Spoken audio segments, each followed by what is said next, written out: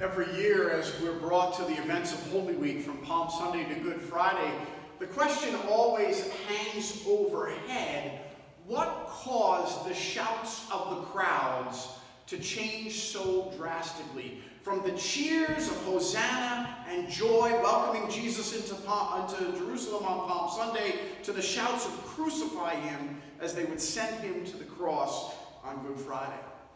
Scholars and biblical intellectuals have debated this throughout the centuries. Some have speculated that the crowds that were at the gate to the entrance of the city of Jerusalem were those people who had traveled with him from the region around Galilee. They had seen his miracles. They had heard his teachings. They knew who Jesus was, and as he was finally making it to the holy city of Jerusalem, they were cheering and rejoicing. But the crowds that were there on Good Friday, they weren't the same people. They were the residents and the inhabitants of Jerusalem. So they didn't know Jesus. They had a fear of the unknown, and in doing so, they were able to be persuaded to shout, "Crucify him, crucify him." Other scholars have hypothesized that the crowd that had welcomed him when he entered into the city and was there during the week but didn't do what they expected. In other words, he didn't become this worldly king who overthrew the authorities and took control of everything. Well, then they, in their fickleness, turned against him because he had disappointed them. I guess we're never really going to know exactly what happened with the crowds until we're standing before God in heaven as we're meeting with the Almighty eternally. But the one thing that's very clear to us is that sin and temptation preyed on the fears and the anxieties of the crowds during those events of Holy Week and eventually put Jesus on the cross. Yet that which was intended to bring about defeat and darkness is that which gives us hope and joy, because God took that situation which seemed to be so bad and turned it into that moment of healing, hope, and eternity for us. Now, it shouldn't surprise us, that fickleness of the crowd and the ability for them to be manipulated so that they would shout, "Crucify him," by the time Good Friday comes along, because the persuasion of crowds and manipulations of emotions has been going on throughout human history. Just look at some of those stories that we love from the Bible. You think about Noah. Noah and his family were mocked and chided by the crowds as they saw him building this ark in the middle of nowhere and collecting the animals, so much so that it deafened their hearing, that they couldn't hear the calls of repentance, that God was reaching out to them to bring them back home, bring them back to faithfulness. And it was just a few Israelites who thought it might be a good idea to build a golden calf to worship, and eventually almost the majority of all the Israelites fell to idol worship, bringing the wrath of Moses down upon them. Now today, we have social media and fake news and public shaming and isolating the abnormal. And we also have that fear-mongering that goes on through selective editing that's used to persuade crowds and generate fear and affect public sentiment and public attitude. And if you're one during this battle against the coronavirus who's watching the news every day and the updates and the conferences every single day, you might now be living in the fear that your own personal demise is just outside your front door. You might think that if you step outside and you turn the corner, there it is, you're going to get coronavirus and you're going to die. I mean, after all, the news reports that we hear are not reports about all those who are recovering, but they pick those sensational examples of those who have died and put them on the front cover of the newspapers and the lead stories as we turn on the news. And we hear over and over again of those who are testing positive for the coronavirus, but we never get an update on their condition, and we never hear how they are dealing with the symptoms or whether or not they have been healed.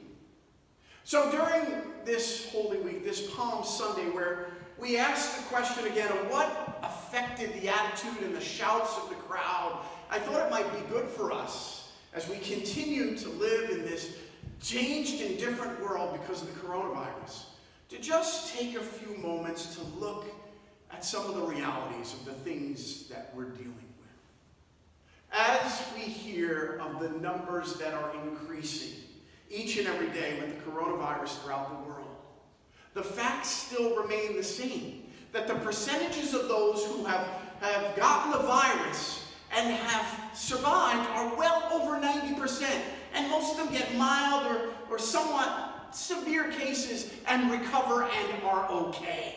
And even though the numbers are going up, there are over 1 million people now confirmed in the world to have contracted the coronavirus. The death rate has remained basically the same everywhere you go and everywhere you look. It's 5% or less. And in the last few days, there has been more and more evidence generated that has led us to believe that the virus has been around longer than since we've known what to call it. It may have been around in December and January and early February, and many, thousands of people probably contracted the virus and went through the sickness but didn't know what to call it, and they recovered it, and they're healed, and everything is okay now.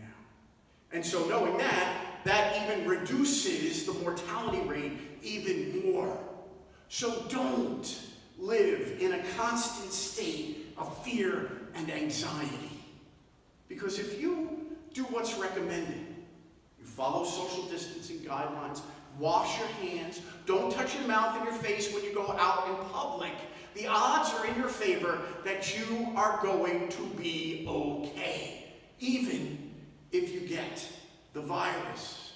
And don't immerse yourself in the news. Check it once a day maybe, just get an update on things, but don't become obsessed with it. And accept that at least for the next month, this is our reality and there's nothing we can do about it. So accept it and make the best of the situation. Yes, it is okay to mourn that things are different, mourn the things that you have lost, but then turn it around and look at how you can be blessed through the situation and in these circumstances. And most importantly, don't worry about the things that you cannot control. Everyone right now is struggling financially. And everyone's life is vastly different than it was 3 weeks ago. And the best way we're going to get through this, and really what Holy Week is all about, is being connected. So while you're at home, connect in new and different ways with those who are closest to you. And take the time and find the beauty through the miracle of technology to connect to those people maybe you haven't connected to in a while. Reach out to that relative, to that neighbor, to that friend that you only see at weddings and funerals. And remember those who are alone and reach out to connect to them. But most importantly, connect or reconnect with God. There is no better time than when we are in the midst of the storm to connect to the one who calms the storm. After all, when you listen to the Passion, when you think about what this journey of Holy Week is all about, it's all about connections. As Jesus was in the midst of the storm of the betrayals and everything else that he knew he was coming, he connected with his closest apostles as he gathered at the Last Supper.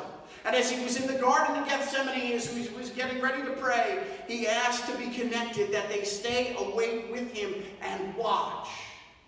And ultimately, Jesus was disconnected from God the Father in heaven as he hung on the cross for a brief moment, so that we could be eternally connected to God and to one another. So in the midst of this weirdest of all Holy Weeks that we're about to experience, and even though we are disconnected because of sickness and sin, we remain connected in this most wonderful way. And by our connection, we are reminded that that grace and that love of God continues to strengthen us and feed us and keep us in that hope that is eternal. And when this is all over, our cries of isolation will be turned together to shouts of joy and healing.